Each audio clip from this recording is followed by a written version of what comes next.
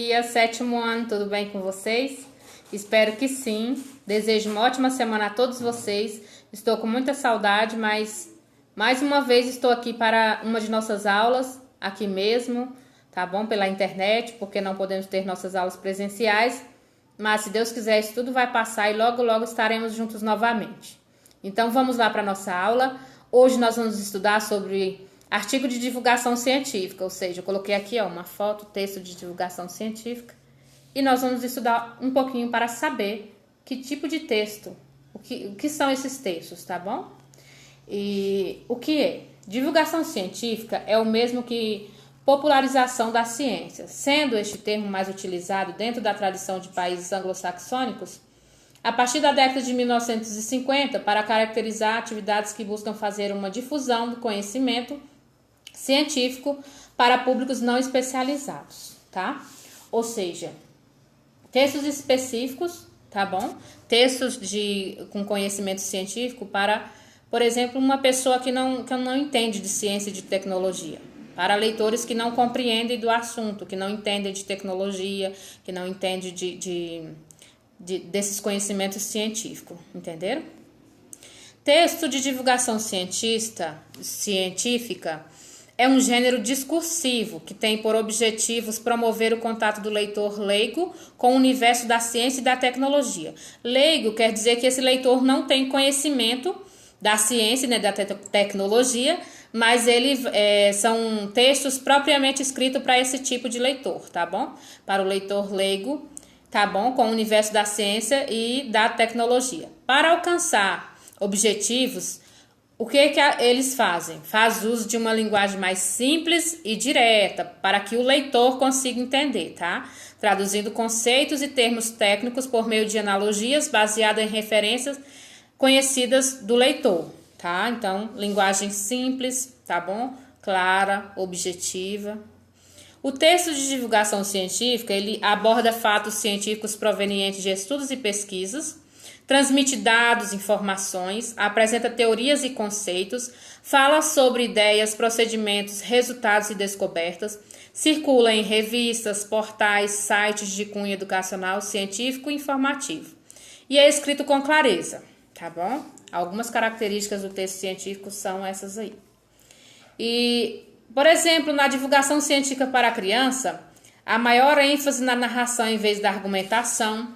Geralmente, a popularização infantil conta uma história em boxes coloridos e fartamente ilustrados. As frases são curtas, simples, analogias, comparações e didaticidade. As conjunções da linguagem cotidiana, tais como porquê, por isso, quando, tudo isso, enquanto isso. E buscam equivalências no conhecimento prévio das crianças no mundo de sua vivência diária, ok? Técnicas de pesquisa são os instrumentos específicos que ajudam no alcance dos objetivos almejados. As técnicas de pesquisa, as técnicas mais comuns são o questionário, o formulário, a entrevista, levantamento documental, observacional e estatísticas, ok? O questionário é um instrumento de coleta de dados que dispensa a presença do pesquisador. Tá? O formulário é um instrumento de coleta de dados com a presença do pesquisador. A entrevista é estruturada ou não estruturada. Levantamento documental observacional, participante ou não participante. E temos também as estatísticas. Tá? Na página 100 do livro de vocês, nós temos um pouquinho aí sobre o gênero, tá?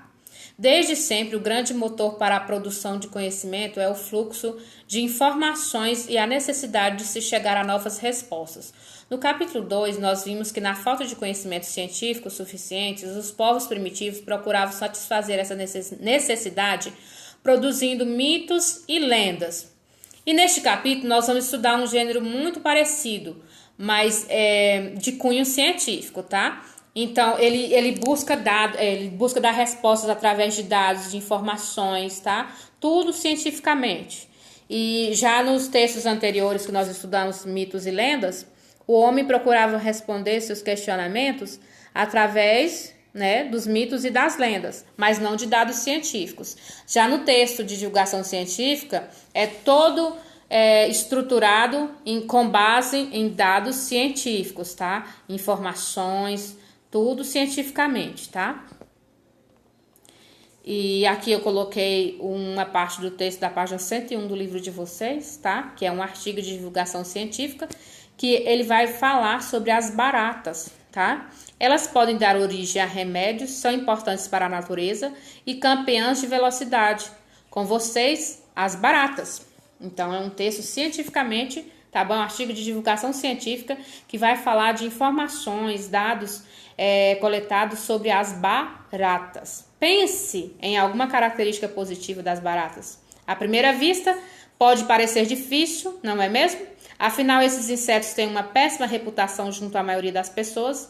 Essa má fama vem do hábito que muitas espécies têm de viver em lugares sujos, como esgotos, e de frequentar nossas casas sem serem convidadas. Mas acredite, as baratas são muito importantes para o ambiente. Podem dar origem a remédios e, para completar, ainda são insetos campeões de velocidade. Goulot disse que faz bem ao planeta. Para as baratas, quase tudo é visto como comida. A matéria orgânica em decomposição, como restos de animais e de vegetais, é uma das guloseimas que fazem parte do seu cardápio pouco exigente. Por isso, esses insetos são muito importantes para a natureza. Afinal, atuam de certa forma como autênticos faxineiros, promovendo uma limpeza ou reciclagem no ambiente ao comerem o que muitas vezes consideramos apenas lixo. Então, gente, fala da importância das baratas para o meio ambiente. Ou seja, se muitas pessoas pensam que as baratas não têm importância nenhuma, têm nojo, têm medo, esse texto nos informa totalmente o contrário. Ou seja, ele nos informa com bases científicas a importância que as baratas têm para o meio ambiente, tá? Para o ambiente. E finalizando aqui a parte do texto, insetos que podem voar, nadar e ser bonitos. Quando você pensa em barata, provavelmente a imagem que vem à sua cabeça é da periplaneta americana, a barata de esgoto, uma das espécies mais comuns nos ambientes urbanos. Mas é fora das grandes cidades que muitas baratas vivem. Aqui no Brasil, existem muitas espécies silvestres com forma e hábitos curiosos. Conta Roberto Eisenberg, do Instituto de Bioquímica Médica da Universidade Federal do Rio de Janeiro, UFRJ. Seu tamanho pode variar poucos milímetros a 10 centímetros. Algumas têm cores que tornam mais atraentes, outras têm duros e afiados espinhos em suas pernas. Há as que voam com tanta facilidade como uma borboleta, e as que nadam com grande destreza. Sem falar nas que se associam com cupins ou formiga, abrigando-se em seus ninhos, onde em contrapartida oferecem o que fazem de melhor, seu serviço de reciclagem de lixo. Ou seja, mais uma vez falando da importância delas. Muitas pessoas têm medo, e eu já vi pessoas que me contaram histórias sobre baratas voadoras, né?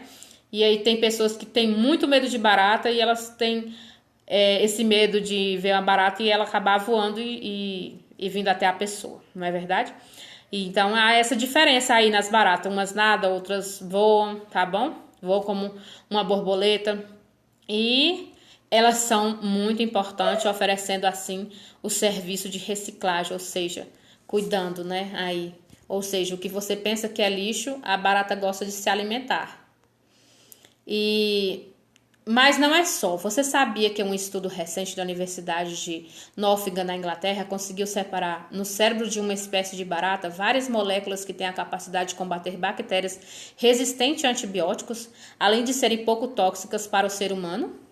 Essas moléculas podem em breve dar origem a um novo medicamento. Então, há uma pesquisa em estudo onde detectou essas moléculas, tá?